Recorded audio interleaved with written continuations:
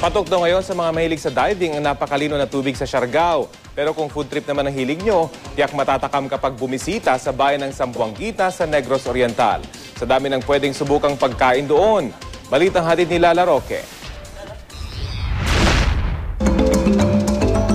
Kung parehong swimming at sightseeing ang trip nyo ngayong tag-init, punta na sa Siargao.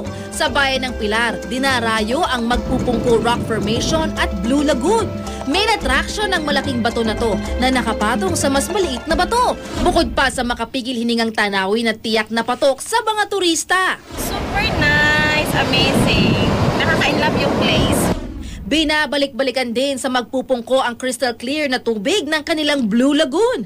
Patok sa mga gustong mag-diving. Okay, maganda. Sulit na sulit ang 50 pesos na entrance fee. Pwede ring mamingwit ng isda. Happy-happy nga ang lolo na to sa mga nahuli niya. Kung feel nyo namang mag-food trip, pwedeng dumayo sa bayan ng Zamboanguita sa Negros Oriental.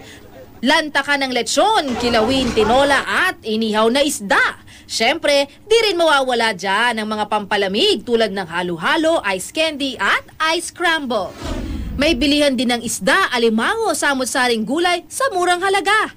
Meron ding bentahan ng buhay na hayop, gaya ng kalabaw, baboy, kabayo, baka, kambing at manok na organic pa raw.